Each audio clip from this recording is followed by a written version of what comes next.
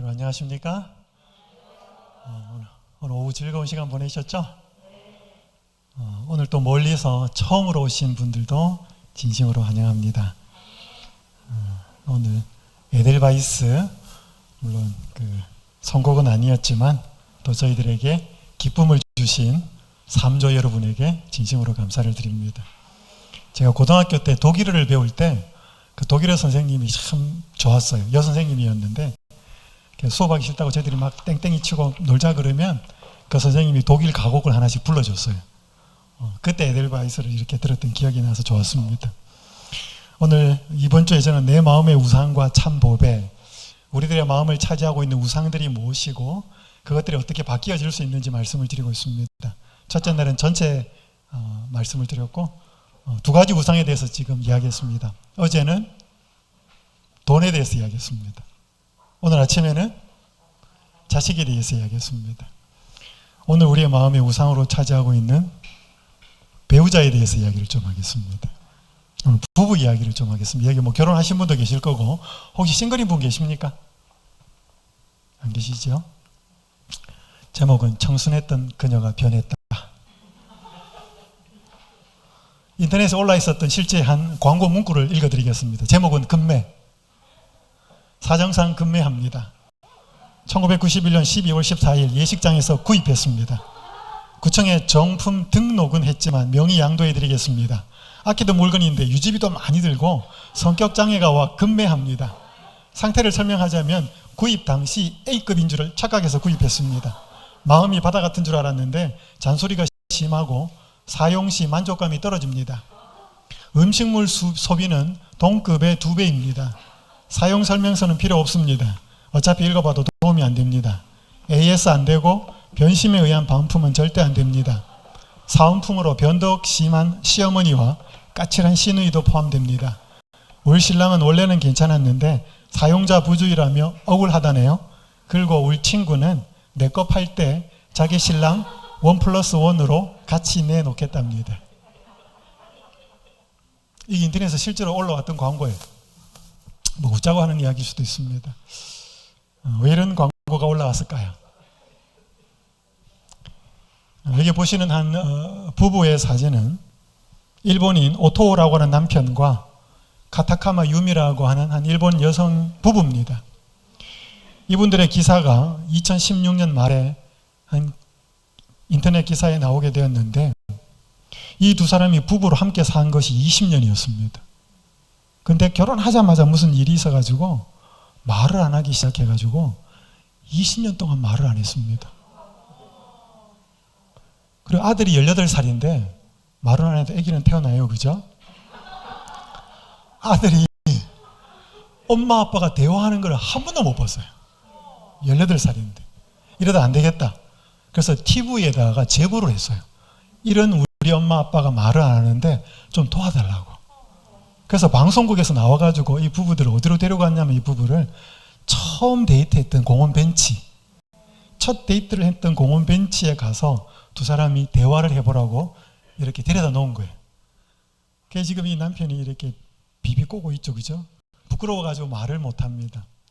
한참 시간 흐른 후에 남편이 이제 말을 하게 되었습니다. 나중에 기자가 물어요.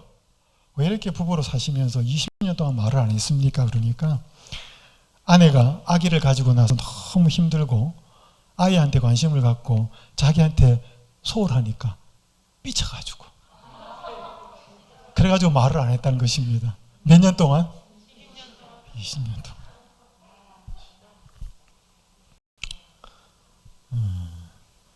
여기 조정민 목사님 사람이 선물이다. 이분이 MBC 뉴스데스크의 메인 앵커였고 여러분 정동영 씨 아시죠? 정동영 씨와 함께 입사 MBC 방송국 입사 동기예요. 한 분은 정치를 하고 한 분은 목사가 됐습니다. 그분이 쓴 책이 사람이 선물이라고 하는 책이 있는데 관계가 고통스러운 까닭은 신에게서만 찾을 수 있는 것을 인간에게서 찾기 때문입니다. 인간은 실수가 전공이고 부족이 특징입니다. 왜 여러분 배우자한테 실망하셔요?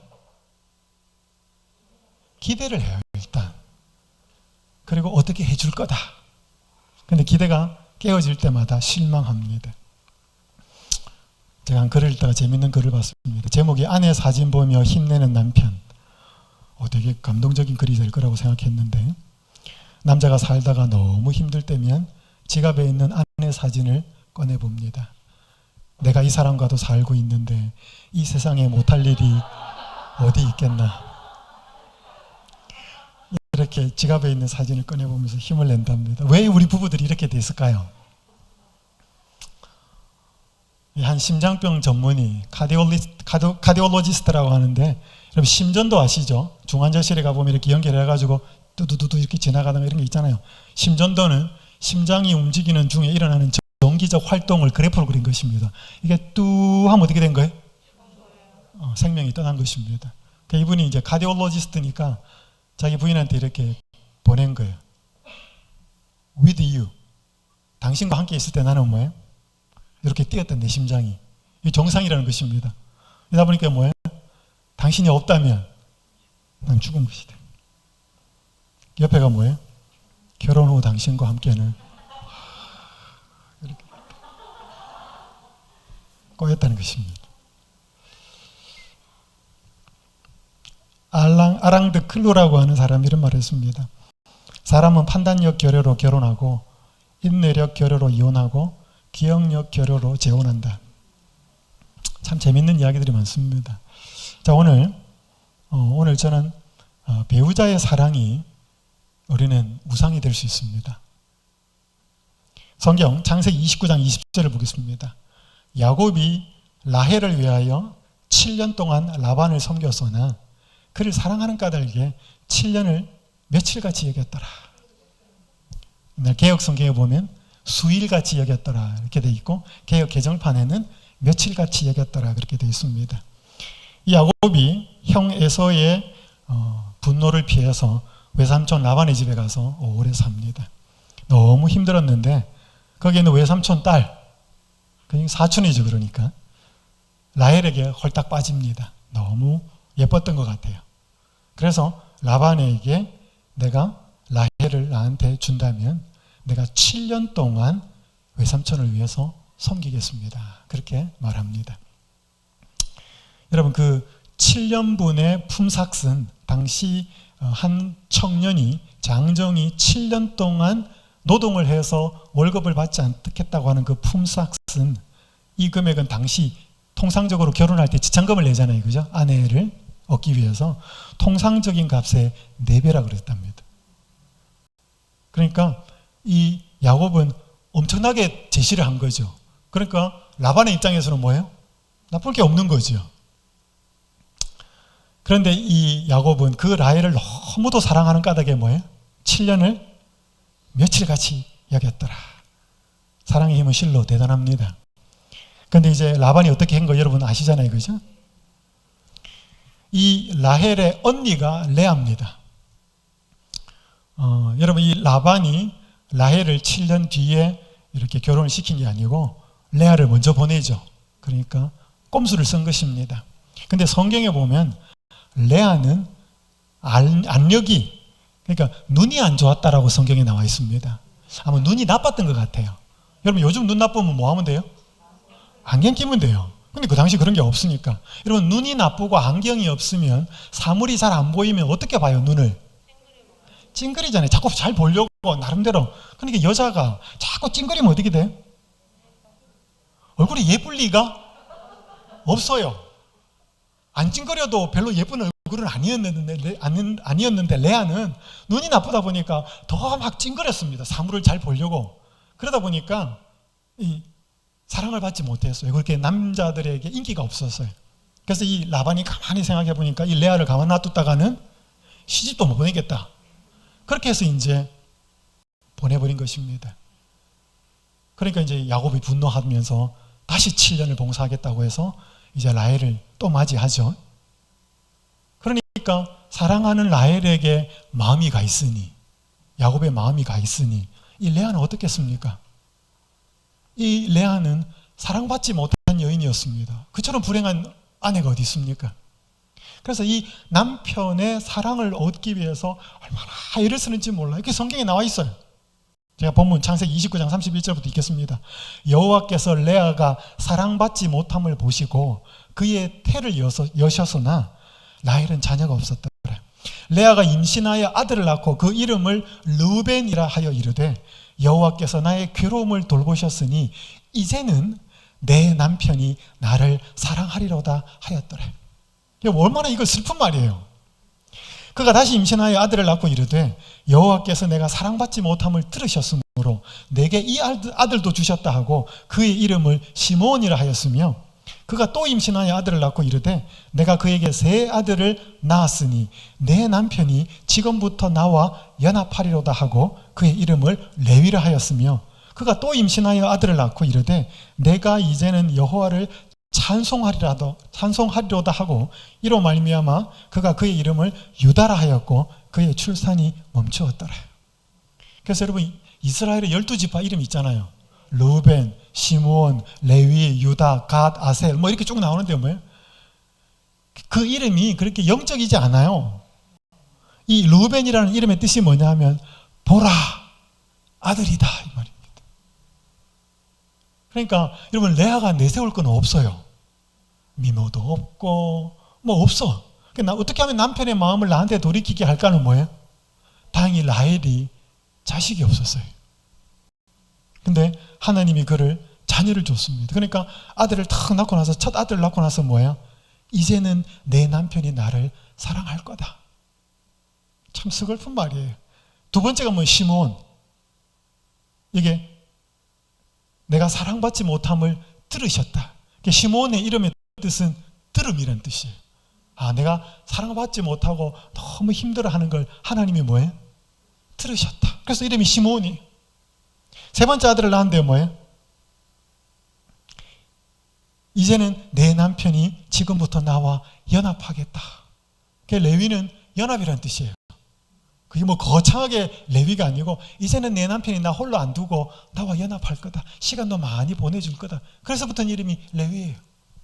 네 번째 아들 낳고 나서 뭐예요? 이제는 내가 여호와를 찬송하겠다. 유다라는 이름의 뜻은 찬양, 찬송 이런 뜻이에요. 이 전부 다 뭐예요? 남편의 사랑을 받지 못해서 맺힌 한이 전부 아들 이름에 갖다 붙은 거예요.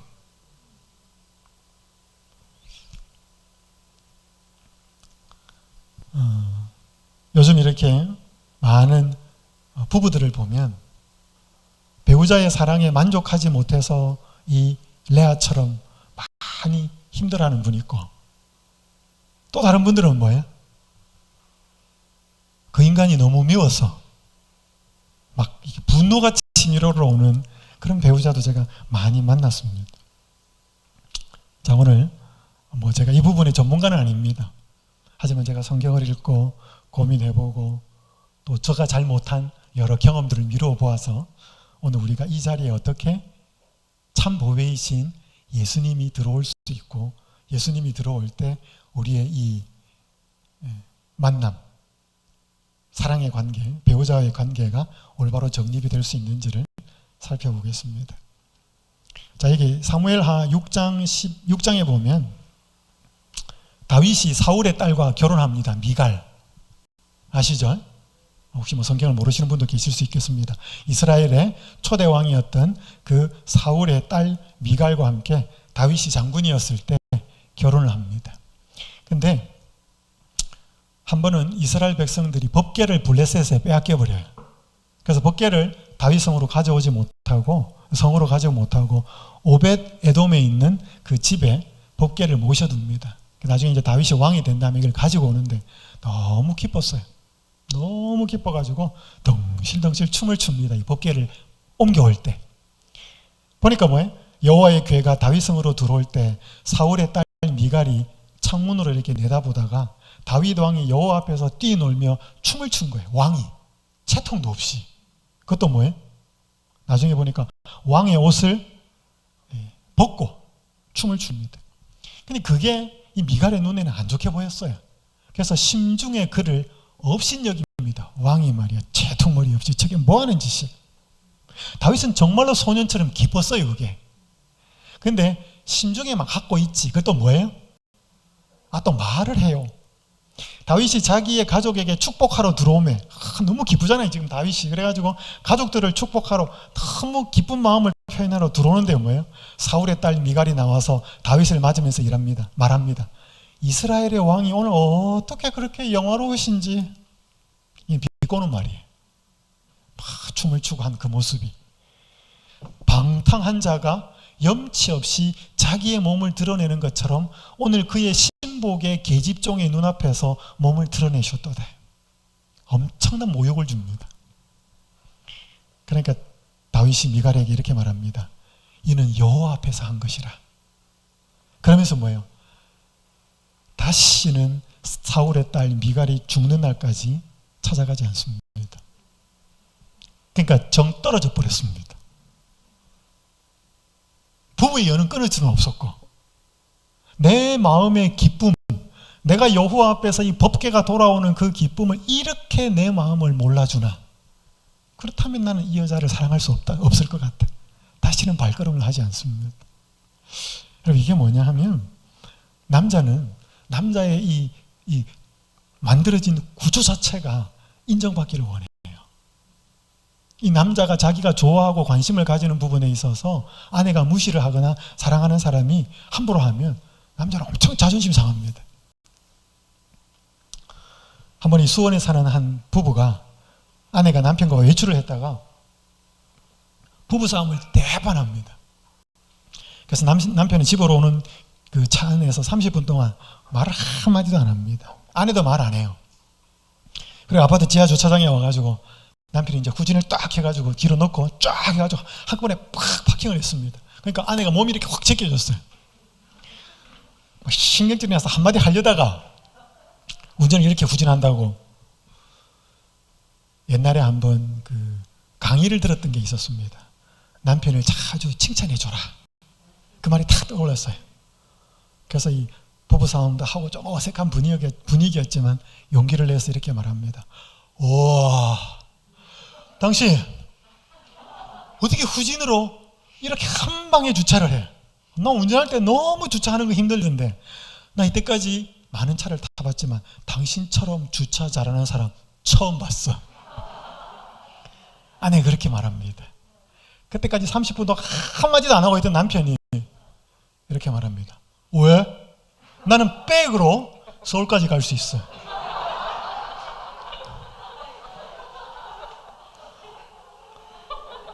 여러분, 참고로 수원에서 서울까지는 34km입니다. 이게 남자예요. 남자는 정말 사소한 거 뭐예요? 그 한마디에 잘한다 그러면 뭐예요? 막 신납니다. 이게 남자예요. 정말 단순합니다. 뭐 다른 분은 잘 모르겠습니다. 저는 그래요. 이게 제가 오늘 오전에 그 자녀 이야기할 때 게리 토마스의 부모학교 이 책 언급했습니다. 혹시 자녀가 어리거나 여기 게리 토마스의 부모학교, 부부학교 이 책 한번 사서 읽어보시면 많이 도움될 겁니다. 제가 많이 배웠습니다. 남편에게 영향을 미치기 위한 법칙 1호는 이것이다. 남편을 당연시하는 태도를 버리라. 남편은 주목받기 원한다. 자신이 특별한 존재라고 느끼기를 원한다. 인정받기 원한다. 그리하면 남편은 빚어지기 쉬운 상태가 된다. 좀 말랑말랑해지는 거예요. 아내 말이 먹혀 들어가는 거야. 뭐 해주면? 인정해주고 칭찬해주고. 그러면 뭐예요? 뭐 또 할 거 없어? 뭐 이렇게 하면서 뭐예요? 다 들어줍니다. 남편 되게 단순해요. 자, 오늘 제가 여기 계신 남편분들에게 성경이 아주 중요한 한 말씀을 드리고, 또 아내분들에게 한 말씀을 드리면서 우상이 되어 있는 우리들의 어떤 그 자리에 어떻게 예수님이 앉아야 될지를 설명하겠습니다. 자, 베드로전서 3장 7절입니다. 이 자리에 남편이 지금 두 분 계시고, 우리 이 선생님 지난달에 우리 사모님 돌아가셨습니다. 그래서 참 많이 힘드신 과정에 이렇게 오셨는데, 자, 베드로전서 3장 7절 한번 잘 읽어보십시오. 대단히 중요한 말씀이에요. 제가 주례를 할 때 몇 번 이 말씀을 했습니다. 남편들아, 이와 같이 지식을 따라 너희 아내와 동거하고 그를 더 연약한 그릇으로 또 생명의 은혜를 함께 이어받을 자로 알아 귀히 여기라. 이는 너희 기도가 막히지 아니하게 하려 함이라. 잠깐 질문 드릴게요. 자, 질문입니다. 베드로전서 3장 7절은 남편들에게 그들의 아내가 더 연약한 그릇이라고 말을 합니다. 그죠? 베드로전서 3장 7절에. 그렇다면 남편 자신들은 무슨 그릇으로 비유될 수 있을까요? 성경에 보면 남편들아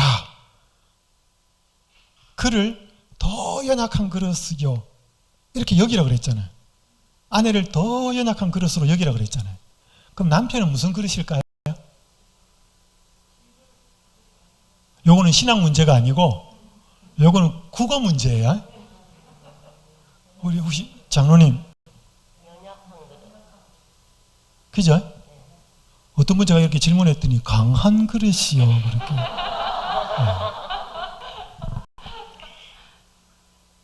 연약한 그릇이. 그러니까 너희 아내를 더 연약한 그릇으로 여기라 그랬잖아. 그럼 남편은 무슨 그릇이란 말이에요? 남편도 연약한 그릇이다 이 말이에요. 맞아요? 이건 제 이야기가 아니라 이건 성경 이야기예요. 그러니까 성경상 부부는 뭔가 연약한 남편하고 더 연약한 아내하고 사는 게 부부예요. 맞아요? 근데 많은 아내와 남자들이 착각해요. 남자는 뭐하다? 강하다. 어릴 때부터 우리는 무슨 교육을 받았냐? 남자는 울면 안 돼. 그렇죠. 눈물 보이면 안 돼. 이건 대단히 슬픈 이야기예요. 남자도 울 때, 울고 싶을 때 울어야 돼요.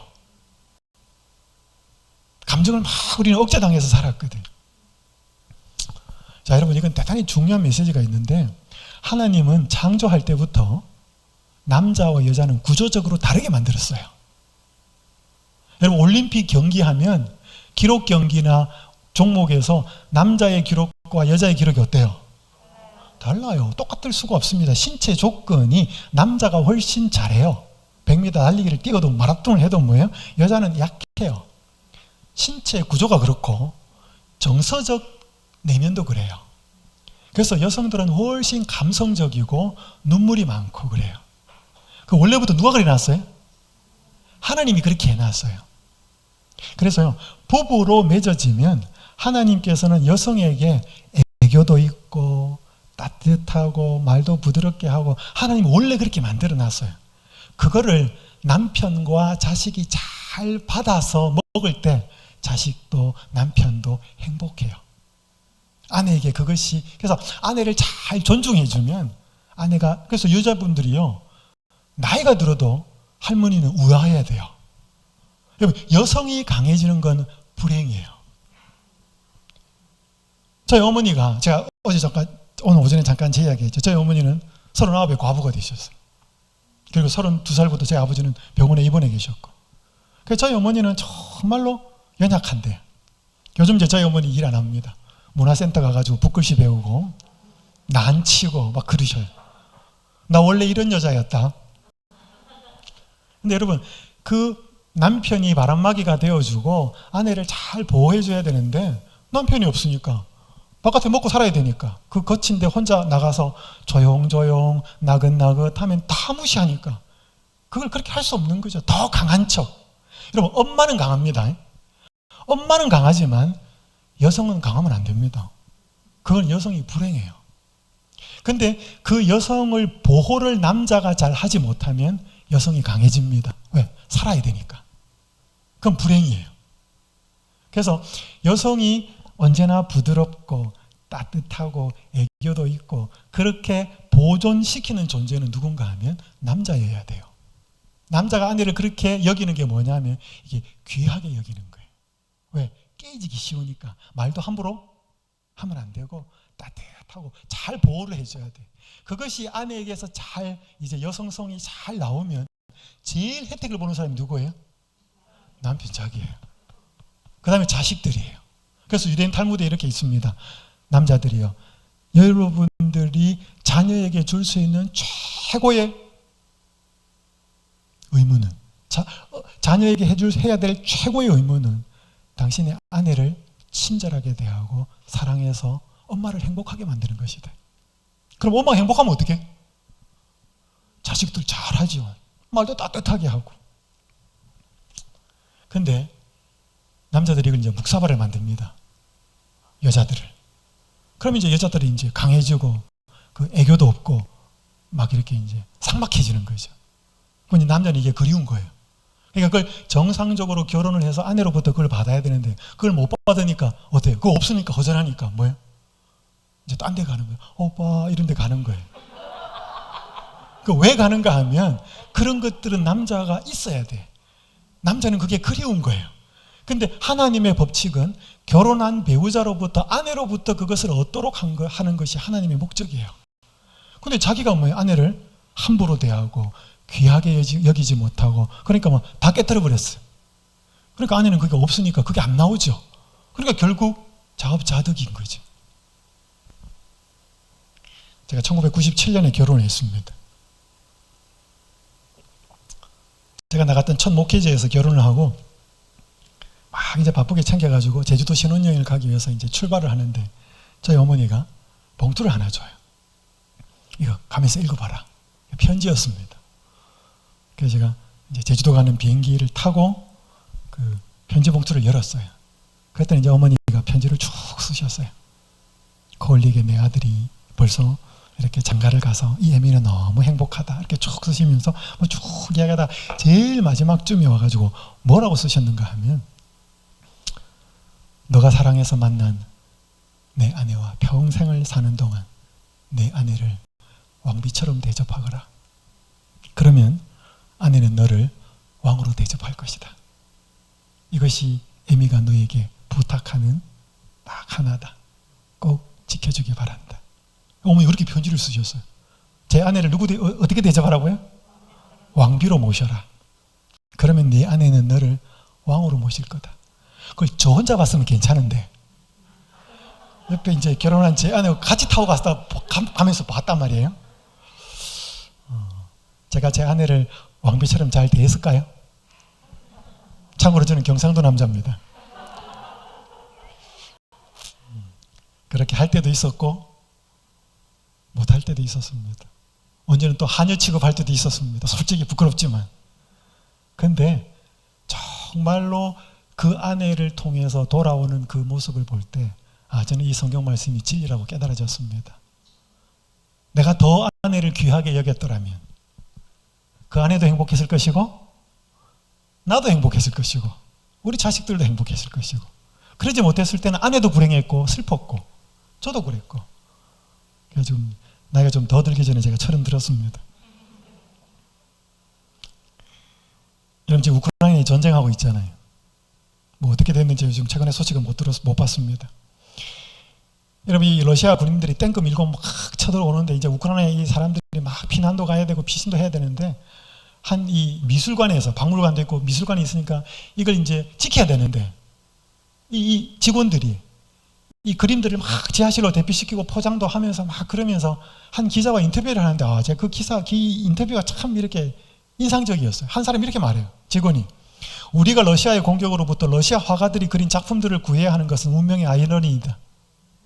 그러니까 그 미술관에 우크라이나니까 러시아 옆이니까 러시아 화가들이 그린 그림들이 막 났단 말이죠. A급 그림들. 그러니까 지금 이거 잃어버리지 않고 잘못되지 않기 위해서 이걸 우리가 보호하기 위해서 막 옮기는 걸 저렇게 탱크 밀고 들어오는 러시아 군인들이 알까 이 말이죠. 그들의 공격으로부터 자기 나라 사람들의 그림을 우리가 보호하기 위해서 이렇게 애를 써야 된다는 것은 운명의 아이러니다. 저는 이걸 보고 뭘 느꼈는가 하면 우리가 배우자나 누구나 사랑하는 사람한테 자기가 원하는 걸 얻기 위해서 폭언이나 막 함부로 행할 때 내 얻는 걸 얻기 위해서 막 행할 때 그것은 정말 내 사랑하는 사람을 뭐하고 있는 것? 죽이고 있는 것이라는 사실을 모른다는 것이죠. 그러니까 이 지금 우크라이나 땡겨 밀고 들어오면서 뭐예요? 자기네들이 공격하는 거기에 자기네들 나라 사람들이 정말 고귀한 작품들 그것도 파괴시키고 있는 줄을 알지도 못하고 공격하게서 쳐들어가고 있다 이 말입니다. 오늘 우리도 그럴 수 있습니다. 우리의 말 하나, 우리의 행동 하나가 내 사랑하는 사람의 마음을 깊이 상처를 줍니다. 여러분 그 부모하고 자식하고 싸우면 누가 이겨요?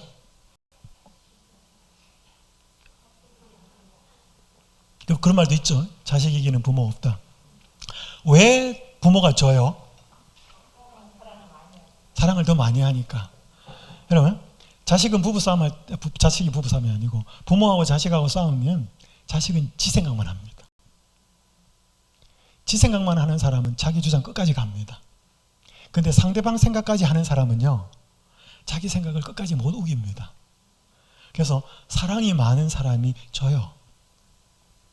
그래서 혹시 여러분 싸우셔가지고 내 이겼다, 내 주장 관철시켰다, 혹시 그런 분이 있으시면 곰곰이 돌아보셔요. 내가 저 사람보다 사랑하는 게 적다. 사랑하는 게 많은 사람이 양보합니다. 왜? 계속 우겨갖고는 뭐예요? 저 얼마나 아플까? 저렇게 좋아하는데 내 생각 계속 해가지고 너무 힘들어하는 게 아닐까? 자꾸 상대방을 생각을 하다 보면 자기 주장을 끝까지 못해요. 그래도 뭐 물러나고 양보하고 그래요. 근데 끝까지 내 주장하면 그런 생각 안 한다는 것이죠. 내 생각만 계속 가니까. 그래서 이겼다고 절대로 좋아하시면 안 됩니다. 왜 한숨을 쉬고 그러시나요? 자, 남편들 기억하십시오. 뭐 저도 기억합니다. 아내들의 어떤 그릇이다? 더 연약한 그릇이다. 그럼 남편은 무슨 그릇이다? 나도 연약하다. 나도 연약하다. 여러분, 이건 떨어뜨려도 괜찮아요? 괜찮습니다. 근데 유리그릇 떨어뜨리면, 사기 그릇 떨어뜨리면 어떻게 돼요? 깨집니다. 왜? 더 연약하니까. 그래서 뭐예요? 함부로 대하면 안 돼. 깨질까봐 조심해야 돼. 그거 귀하게 대하는 거예요. 아내를 그렇게 하라는 거예요. 남편들아. 자, 그러면 아내 보고는 뭐라고 그러는지 성경에. 남편만 이야기하면 좀 불공평하잖아요. 그러면 아내한테 성경이 뭐라고 이야기하는지 보겠습니다. 이거 베드로전서에 있습니다. 베드로전서 3장 7절. 아내들아, 이와 같이 자기 남편에게 뭐하라? 순종하라. 이는 혹 말씀을 순종하지 않는 자라도, 말씀을 순종하지 않는 남편이라도, 이 말입니다, 말로 말미암지 않고 그 아내의 행실로 말미암아 구원을 받게 하려 함이라. 여러분, 나중에 이 땅에 예수님 재림하실 터인데 새 하늘과 새 땅에 가면 남자가 많을까요? 여자가 많을까요? 여러분, 누가 신앙심이 깊어요? 남자가 깊어요? 여자가 깊어요? 꼭 그런 건 아닙니다. 물론 여자분들이 대체적으로 깊을 수 있습니다. 뭐 남자분들은 주로 이제 바깥에서 일을 해야 되니까. 근데 어쨌든 간에 많은 아내들이 짝신앙, 혼자 신앙을 하면서 내 남편을 예수님께로 인도하기 위해서 많은 분들이 애를 써요. 그래서 잘 되는 분도 있고 계속 안 되는 분도 계셔요. 어쨌든 간에요, 우리 새 하늘과 새 땅에 가면 나중에 아내의 눈물과 헌신과 기도로 남편이 구원받은 사람들이 많을 거예요. 근데 이 아내들에게 말합니다. 이와 같이 자기 남편에게 뭐하라? 순종하라. 이 말 딱 우리 아내분들이 들으면 기분 좋으셔요? 기분 살짝 나쁘셔요? 아까 남편들아, 아내들은 더 연약한 것으로 알아서 너희 기도가 막히지 않도록 귀하게 여기라. 아멘. 이렇게 하는데 이 말씀 읽으면 어떠셔요? 물론 다른 구절, 에베소서 5장 21절에 보면 그리스도를 경외함으로 피차 복종하라는 말이 있어요. 그래서 남편도 아내에게 복종하고 아내도 남편을 복종해야 돼요. 맞아요. 이 복종한다는 말은 섬긴다는 거거든요. 자, 남편에게 순종하라. 남편에게 순종하라는 것은 남편에게 순종하는 게 아니고 남편에게 순종하라고 하는 하나님의 말씀에 순종하는 것입니다. 만약에 여러분이 남편에게 순종을 안 하시면 남편에게 순종 안 하는 게 아니고 남편에게 순종하라고 말씀하시는 하나님의 말씀에 순종하지 않는 것입니다. 제 말 맞나요? 맞아요. 저는 성경 말씀을 이야기하니까. 왜 그렇게 해야 되는가 이 말이죠. 혹 말씀을 순종하지 않는 남편이라도, 이분은 예수님 모르는 사람이란 말이죠. 혹은 예수님을 알더라도 전혀 신앙에 관심 없는 그런 남편일지라도 아내의 말로 말미암지 않고 그 아내의 행실로 말미암아 남편이 구원을 받게 하려 함이니 이 말입니다.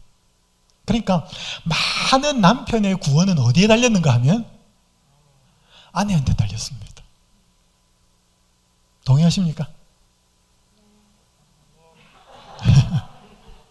자, 그러면 여기 보니까 보세요. 베드로전서 3장 7절 앞부분에 아내들아 이와 같이 남편에게 순종하라 그랬으니까 앞에 이와 같이라고 하는 것은 앞에 무슨 example, 예가 나와 있어요. 그 예를 보여준 다음에 죄송합니다. 베드로전서 3장 7절이 아니고 베드로전서 3장 1절이에요. 아까 베드로전서 3장 7절은 아내들에게 귀한 그릇으로 여기라고 하는 그게 남편들에게 한 말이 베드로전서 3장 7절이고 요 말씀은 베드로전서 3장 1절입니다. 그래서 베드로전서 3장 앞부분에 보면 2장 마지막 부분이 이렇게 돼요. 베드로전서 2장 24절에서 25절 욕을 당하시되 맞대어 욕하지 아니하시고 고난을 당하시되 위협하지 아니하시고 오직 공의로 심판하시는 이에게 부탁하시며 친히 나무에 달려 그 몸으로 우리 죄를 담당하셨으니 이는 우리로 죄에 대하여 죽고 의에 대하여 살게 하려 하심이라. 그가 채찍에 맞음으로 너희는 나음을 얻었나니 너희가 전에는 양과 같이 길을 잃었더니 이제는 너희 영혼의 목자와 감독 되신 이에게 돌아왔느니라. 이렇게 베드로전서 2장이 끝나고 아내들아 베드로전서 3장 바로 이어지면서 이와 같이 자기 남편에게 순종하라. 그렇게 나와요. 그러니까 여러분 예수님 뺨 맞을 때 뭐예요? 같이 때리지 않고 그죠? 욕을 받으시되 욕하지 않고 침뱉음을 당할 때 침을 같이 뱉지 않으시고 고난을 당하고 위협을 당하되 오직 공의로 심판하시는 하나님에게 다 맡기셨어. 그죠? 예수님 그렇게 살았어요. 그죠? 그 이야기를 한 다음에 아내들아 남편이 당신들을 그렇게 대할지라도 예수님과 같이 자기 남편에게 순종하라. 어마어마한 말씀이죠. 물론 남자만 이렇게 해야 되는 건 아닙니다. 피차 복종하라 그랬기 때문에 남편들도 아내에게 이렇게 대해야 됩니다. 쉽지 않은 말씀이죠. 왜냐하면 이렇게 할 때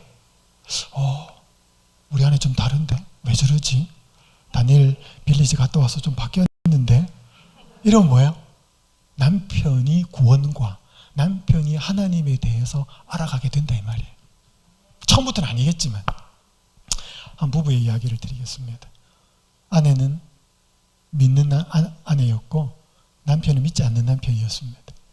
결혼을 했는데 이 남편은 자기 마음대로였습니다. 대부분 그랬잖아요. 우리의 남편들이. 바깥에서 술도 먹고 일 때도 있었지만 꼭 집에 와서 술을 먹고 있습니다. 아내 보고 꼭 술을 따르라는 거예요. 술 따르라. 고기도 아내가 구워주는 거예요. 뒤집어. 딱 뒤집고. 반찬 이런 거 딱 갖다 줘. 아내는 그걸 다 해주는 거예요. 참 무정한 남편이었고 참 대단한 아내였어요. 안식일 교회 집사였습니다. 재림교회. 어느 날 이제 어린 아이들을 옷을 잘 입혀가지고 교회를 가기 위해서 분주하게 준비를 하고 있는데 남편이 넥타이를 메고 나오더랍니다. 양복을 입고. 그래서 여보 오늘 어디 가세요? 우리는 지금 아이들하고 교회 가려고 준비하는데 그때 남편이 말을 안 하고 쭈삣쭈삣 하더래요. 그럼 옆에 있는 소파에 딱 앉더니 뭔 일 있어요? 아내가 묻습니다. 그때 남편이 말해요. 나 오늘 당신 따라서 교회 가도 돼? 그 말을 한 것입니다. 그 말이 그냥 나왔겠습니까? 평소에 아내가 보여준 그 모습이 뭐예요? 계속 남은 거죠. 자기 마음대로 했는데 그 아내는 정말 그리스도의 사랑으로 자기를 낸 거죠. 그게 감동을 먹어서 뭐예요? 그 길로 따라 나가서 그분은 교회에 신실한 장로님이 되어 있습니다. 이분 지금 미국에 사셔요. 여러분 이게 뭐예요? 하나님이 만든 계획이에요. 비록 도를 순종하지 않는 자라도 아내의 말로 말미암지 않고 행실로 인하여 그를 구원하게 하려 함이라. 자, 제가 오늘 부부 사이에 있어야 될 중요한 하나님의 말씀의 두 가지를 말씀드렸습니다. 남편과 아내에게. 자, 이걸 같이 신앙생활하면서 같이 이걸 공유하면 제일 좋아요. 근데 뭐야? 혹시 혼자 계시고 남편이나 아내가 혹 그렇게 하지 않으면 일단 혼자 하셔도 괜찮습니다. 시간은 좀 더 걸릴 거예요. 예수님의 은혜로. 여기 부부학교라는 책에 또 이렇게 이야기합니다. 당신이 만일 남편에게서 궁극의 피난처를 찾으려 한다면, 당신의 소망을 남편에게 집중시켜 왔다면, 당신의 안전이 남편의 인정에 달려 있다면, 남편의 수용을 얻기 위해 거의 못할 일이 없다면, 그렇다면 당신은 의당 하나님 한 분께만 속한 것을 한 남자에게 주고 있는 것이다. 그것은 당신이 결혼 생활을 우상 숭배로 바꾸어 놓았다는 뜻이다. 그러니까 여러분, 오늘 아내는 결혼하고 나서 남편이 제일 먼저 이어야 합니다. 그럴 수밖에 없어요, 그죠? 남편이 좋아하는 음식, 근데 오늘 이 땅에 사는 모든 그리스도인 딸들에게 우리 하나님께서는 뭐라고 이야기하는가 하면, 세상의 그 육신의 남편이 남편이기 전에 먼저 예수 그리스도를 남편으로 모시기를 바라요. 이 남편은 우리를 절대로 배신하지 않습니다. 아까 이야기했잖아요. 조정면 목사님 이야기 읽었잖아요. 사람들의 관계가 너무 힘들고 자꾸 실망하는 이유는 하나님에게서 받아야 될 걸 자꾸 사람에게서 기대하고 있기 때문에 생기는 거예요. 내 남편이 이렇게 나한테 해줄 거야? 내 아내가 이렇게 해줄 거야? 올 때도 있지만 안 올 때가 더 많거든요. 근데 우리 하나님은 그렇지 않고 우리 예수님은 그렇지 않은 분이니까 이 남편을, 이 예수님을 가장 중심으로 모시는 결혼 생활을 할 때, 그래서 여러분 우리 계속 살펴보고 있죠. 우상은 버릴 수 없고 다른 대상으로 대체되어야 된다. 이 김남주 목사가 쓴 책에 이렇게 있습니다. 한번 읽어볼까요? 시작. 결혼은 사람과 하지만 결혼 생활은 배우자를 의지하며 살아가는 것이 아니라 하나님을 의지하며 살아가는 것입니다. 이해되셔요? 결혼은 사람과 했어요. 하지만 결혼 생활은 그 배우자, 물론 우리 인간적으로 배우자를 의지합니다. 남편도 의지하고 아내도 의지하고 내 사랑하는 사람을 신뢰하면서 의지하는 거 뭐가 잘못됐겠어요? 잘못되지 않아요. 근데 많은 경우에는 그 인간이, 그 배우자가 믿는 도끼에 발등 찍히는 것다고 자꾸 실망을 줘요. 그래서 오늘 우리는 근본적으로 결혼 생활에 있어서 의지해야 될 대상은 하나님이라는 거예요. 예수님이라는 거예요. 그분이 하나님의 자리에 계셔야만, 딱 정중앙에 계셔야만 오늘 우리의 판단력, 사고력 내지는 배우자와의 모든 관계가 재정립이 됩니다. 아까 그 여집사님 같은 경우 남편이 그렇게 술 먹고 행패 부리고 여러 가지 했지만 그렇게 본인의 역할을 꿋꿋하게 할 수 있었겠냐는 거죠. 그거는 예수님으로부터 온 힘이었다는 거거든요. 자, 그래서 오늘 이 땅의 모든 사랑하는 관계, 연인이어도 좋고, 그래서 저는 우리 청년들한테 이렇게 데이트 상담을 할 때도 그럽니다. 당신의 마음을 먼저 예수님에게 주십시오. 아가씨든 남자 청년이든. 그래서 먼저 예수님에게 가 있을 때 그때 데이트도 제대로 할 수 있어요. 사랑을 제대로 할 수 있어. 왜? 사랑의 근원이 그분이에요. 우리가 사랑을 제대로 할 줄 모르는 것은 사랑의 근원이신 그분을 잘 몰라서 그래요. 저도 그랬어요. 저도 결혼하고 나서 부부싸움 참 많이 했습니다. 부끄럽지만. 저하고 집사람하고 성향이 많이 달라요. 저는 정리정돈과예요. 제 집사람은 요리과예요. 그러니까 저는 막 늦게까지 이렇게 학원에서 사무실에서 그만 들어가다 보면 집이 깨끗하게 정리가 되어 있기를 바라요. 저는 들어가면서. 그러면 저는 막 행복해요. 근데 저희 집사람은 한 상을 차려놓습니다. 그러니까 그게 사랑을 표현하는 방법이었어요. 저는 그게 잘 안 맞았어요. 근데 나중에 제가 철이 들고 나가지고는 이 최고의 이제 궁합이 맞았습니다. 궁합이라면 좀 이상하지만. 그래서 저희 집사람은 교인들을 아무리 많이 데리고 와도 전혀 겁을 안 내요. 왜? 해먹일 자신이 있으니까. 그럼 딱 한 가지를 부탁합니다. 청소 좀 해주세요. 이렇게 되는 거예요. 그럼 저는 오기 전에 청소합니다. 그거 다 가고 나면 청소 제가 해요. 설거지까지. 그러니까 이게 딱 보니까 뭐예요? 아, 내가 없는 부분이 저 사람이 있고 저 사람이 없는 부분이 나한테 있고, 그래서 이게 맞춰가는구나. 근데 왜 당신은 나갔지 않고 왜 이렇게 참 싸웠거든요. 야, 나중에 알고 보니까 이게 싸울 일이 아니고 맞추지 못했던 제 과거했던 것을 깨달았습니다. 저는 여전히 철없는 남편이에요. 자, 우리가 하나님이 부부 사이에 계실 때, 자, 한 부부를 제가 이야기하겠습니다. 이런 아비가일이라고 들어보셨어요? 아비가일? 아비가일이 누구였는가 하면 나발이라고 하는 사람의 부인이었어요. 나발이 큰 목축업을 했습니다. 부자였습니다. 그 다윗이 사울에게 쫓겨다닐 때 자기의 밑에 있는 부하들이 이 나발의 목동들을 막 도와주고 그랬어요. 그래서 이 사울에게 쫓겨다니다 보니까 늘 먹을 것이 부족했어요. 그러니까 그때 양털 깎을 때, 여러분 그러니까 목축업을 하는 사람들에게 양털을 깎는 시기는 농사 짓는 사람한테는 추수하는 때예요. 양털 깎는 수확 때예요. 그러니까 마음이 넉넉해지고 너무 이렇게 좋은 때예요. 그때 부하들을 보내가지고 먹을 것을 좀 달라고 요청을 합니다. 다윗이 사람을 보내가지고 또 도와준 것도 있고 하니까. 근데 그걸 나발이 이런 자에 거절을 합니다. 다윗이 상처받았어요.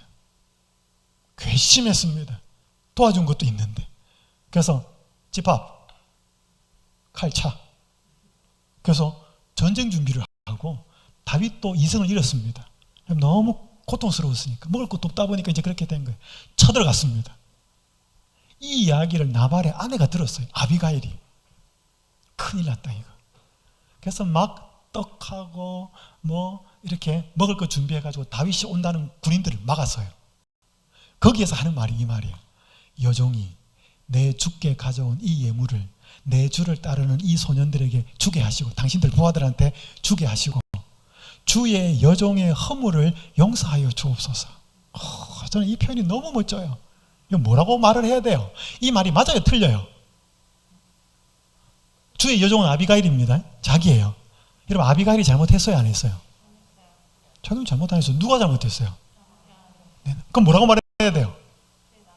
내 남편의 허물을 용서하여 주옵소서 이렇게 말해야 되잖아. 근데 뭐라고 말해요? 내 잘못을 용서해 주십시오 이렇게 말해요. 우와. 여러분 들어보셨어요? 부부가 한 몸이라는 말? 여러분 남편이 잘못하고 아내가 잘못했으면 그 사람 잘못이에요? 내 잘못이에요?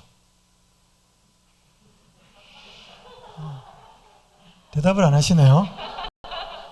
아내가 잘못했어요. 그럼 아내의 잘못이에요? 남편의 잘못이기도 해요? 그럼 그게 한 몸이잖아. 근데 우리는 부부싸움 할 때 뭐예요? 왜 당신 이랬어? 마치 나는 아무 잘못하지 않았고 상대방만 잘못한 거죠. 설사 상대방이 바깥에 나가서 잘못했다 하더라도 부부가 정말 한 몸이라고 느끼고 있다면 이 사람의 잘못은 누구의 잘못이다? 내 잘못이다. 여러분 그래봐 부부싸움 나겠는가? 여러분 이 아비가일은 참 현명한 여자예요. 여러분 아비가일은 얼굴도 예뻤어요. 근데 마음은 더 예뻤어요. 이때 다윗의 분노가 수그러듭니다. 여러분 만약에 다윗이 이때 뚜껑이 열려가지고 나발집에 어떻게 칼 한 번 댔다. 나중에 왕이 되기도 힘들었을 뿐더러 왕이 되고 나서도 그의 발목을 잡을 수 있는 그 상황에서 아비가일은 그거 막았습니다. 그러면서 뭐예요?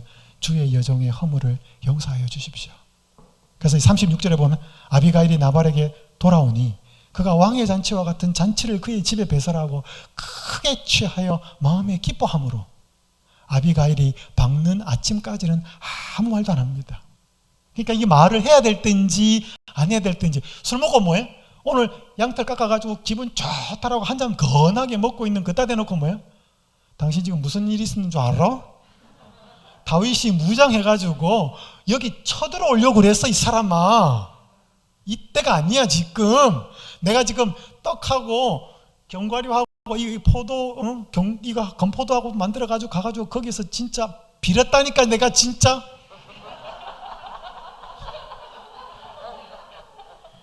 여러분 아비가일은 그런 여자가 아니었어요. 아무 말 안 합니다. 지금은 말을 할 때가 아니. 그 다음날 말해요. 조심스럽게 했겠죠. 그 다음에 성경 보면 어떻게 나발 어떻게 돼요? 이렇게 하면 뭐예요? 죽어요. 그 한 말 듣고 쫄아가지고 뭐 심장마비였는지 뭐 어쩐지 모르고 그래 죽습니다. 그래서 나중에 다윗이 아비가일을 아내로 데리고 옵니다. 그러니까 물론 모르겠습니다. 그때는 이제 일부 1차전은 아니었으니까. 어쨌든 간에 여러분, 이 여인이 어떻게 그렇게 남편의 허물을 자기의 허물이라고 그렇게 말하고 이 나발에게 말을 해야 될 때인지 어떻게 이런 지혜가 있었겠냐 이 말이죠. 이번 잠언 30장에 보면 뭐예요? 누가 현숙한 여인을 찾아 얻겠느냐. 그 값은 진주보다 더하니라. 이것은 그냥 되지 않습니다. 이 아비가일이 지혜의 근원이신 하나님과 연결되어 있다는 증거였습니다. 그럼 어떻게 내 잘못이 아닌데 남편의 잘못까지도 자기의 잘못이라고 고백할 수 있겠습니까? 이거는 그냥 인성이 그렇다는 그게 아니고, 이거는 부부가 한 몸이라고 하는 하나님의 원칙을 깊이 이해하고 있고, 이해할 뿐 아니라 삶에서 실천하고 있었습니다. 다른 말로 표현하면 이 아비가일의 진정한 남편은 하나님이셨습니다. 이 하나님으로부터 그 위로와 용기와 지혜를 배우고 있었기 때문에 남편을 이렇게 지혜롭게 따뜻하게 대할 수 있었던 거죠. 이런 아내를 두고 하고 나서 죽었으니까 그 남편 나발은 뭐예요? 복도 없어요. 모든 아내는, 모든 배우자는 남편이나 아내보다 하나님을 먼저, 예수님을 먼저 깊이 사랑하고 그분의 사랑을 이해할 때 배우자로서의 역할을 제대로 감당할 수 있게 됩니다. 제가 이제 시간이 다 됐기 때문에 한 가지 이야기만 드리고 마치겠습니다. 유방암 진단을 받은 한 여성이 있었습니다. 장로교에 약 10년을 출석했습니다. 그런데 이 여인은 제가 간증한 걸 들었어요.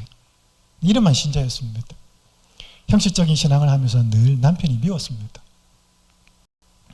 남편은 술과 친구가 우선이었습니다. 그리고 자신과 아이는 뒷전이었어요. 자주 저 남편하고 계속 살아야 될까 말아야 될까를 생각하면서 이혼이라고 하는 걸 생각을 했습니다. 그러다가 암 진단을 받고 나서 너무 화가 났습니다. 이거 내가 암에 걸린 건 누구 때문이다? 저 인간 때문이다. 막 화가 났는데 이제 항암 치료를 받던 중에 우리 재림교회와 연결이 돼서 우리 재림교회가 이런 건강에 대해서 프로그램들과 연결이 되었어요. 그러면서 이제 본격적으로, 여러분 아시잖아요. 우리 교회에 오면 음식 어떻게 이렇게 하고 하지만 제일 먼저 이야기하는 건 뭐예요? 성경을 다시 어떻게 봐야 되는지, 하나님과 우리의 관계가 어떻게 재정립이 돼야 되는지 그 먼저 가르치잖아요. 그죠? 그래서 몸과 마음은 같이 가기 때문에 절대로 몸만 회복된다고 해서 고쳐지는 게 아니고 몸과 마음의 회복이 같이 회복돼야 됩니다. 이게 전인적인 회복이죠. 그러면서 성경을 깊이 읽게 됩니다. 그러면서 자기 삶을 돌아보게 돼요. 여러분 성경을 보면 처음에 남은 막 이렇게 하다가 진짜 성경을 깊이 보면 자기를 돌아보게 돼 있습니다. 그러면서 그동안 남편을 미워한 게, 자기의 암이 생긴 게 남편 때문이 아니고 자기 때문이라는 사실이 깨달아졌어요. 이걸 누가 알려준 게 아니고 자기가 성경을 보면서 깨달아진 거예요. 그러면서 남편을 미워했고 남편을 이해해주지 못했고 이것들이 참 큰 잘못이었다. 남편도 잘한 건 없지만 그런 남편을 나도 사랑하고 따뜻하고 이해해주지 못한 그 잘못이 막 생각났어요. 그냥. 그래서 남편이 어떻게 했든지 상관없이 내 남편에게 잘못했다고 사과해야 되겠다. 그래서 남편이 날 퇴근하고 들어오는데 남편 앞에 아주 부드럽게 말을 합니다. 여보, 내가 그동안 당신 참 미워했다. 당신 이런 게 이렇게 싫어서 너무 미워했는데 그게 잘못된 줄 알았다. 미안하다. 더 친절하게 말하지 못해서 미안했고 당신 좋아하는 거 하고 싶어 하는 거 이해하지 못해서 미안했다. 정말 미안하다. 그렇게 말을 합니다. 했어요. 그러니까 남편이 갑자기 벙 찐 거 이거 뭔 일이지? 그러면서 아까 그 읽은 구절이 있잖아요. 베드로전서 3장 1절 아내들아 이와 같이 남편에게 순종하라. 이거 해야 되겠다. 그 마음이 들었어요. 그래서 남편이 어떻게 되든지 상관없이 남편에게 순종을 합니다. 물론 나쁜 거 한 것은 아니고 남편이 최대한 원하는 것을 해주려고 애를 썼어요. 그러니까요. 이 아내가 고백을 하는데 자기가 결혼하고 나서 처음 있는 일이 생겨났는데 그게 뭐냐면 남편이 사랑스럽게 보이기 시작했다는 것입니다. 그전에는 이것도 미흡게 보이고 이런 결점도 보이고 막 결점이 보였는데 그렇게 그리스도의 말씀에 순종하여서 남편을 사랑하려고 애를 쓰니까 남편이 사랑스러워 보이기 시작했다고 고백을 하더라고요. 그러면서 그녀가 이걸 게 이게 뭐라고 하냐면 이게 사랑의 눈이구나. 이게 하나님이 주신 눈이구나라고 하는 마음이구나 하는 것을 알게 되면서 내가 막 저렇게 남편을 사랑하지 못하고 내가 마음대로 막 화내며 분노하며 살 때 하나님께서 나를 어떻게 보고 계셨을까라고 하는 생각이 든 거예요. 그때 나를 미워하거나 나를 함부로 대하지 않고 이렇게 여전히 따뜻한 사랑의 눈으로 나를 보고 계셨구나라고 하는 생각이 든 거예요. 완전히 마음이 녹아지기 시작합니다. 그러면서 그녀가 이렇게 고백하더라고요. 하나님의 말씀에 순종하는 게 이렇게 행복하구나. 완전히 바뀌어버렸어요.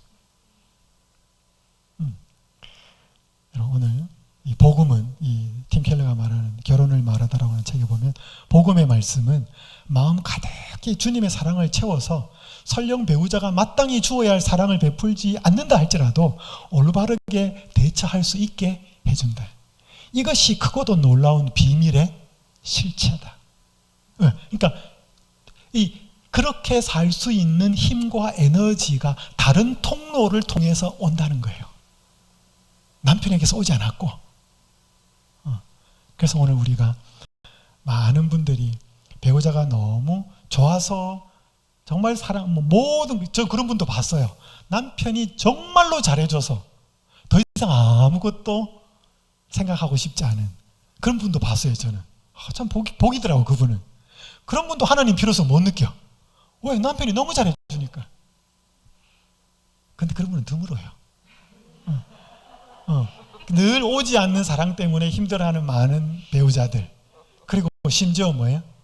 분노와 응어리가 차서 미워하면서 진짜 그 인간 미워하면서 힘내가지고 사는 그런 사람들을 많이 봤습니다. 어쨌든 간에 좋은 의미로서 하나님 자리에 있든지 나쁜 의미로서 하나님 자리에 있든지 배우자가 그 자리에 있으면 안 됩니다. 내려와야 돼. 마땅히 우리를 끝까지 사랑하시는 그분이 보배로서 그 자리에 계실 때 우리는 설령 배우자가 그 의무를 다하지 않을 때라도 우리는 다른 사랑의 힘을 입어서 그 사람을 친절하고 따뜻하고 온유하고 부드럽게 대할 수 있습니다. 아비가일도 그랬고 많은 사람들이 그랬습니다.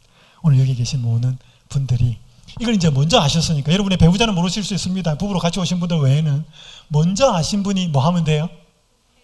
먼저 다가가면 돼요. 그게 그리스도의 사랑이에요.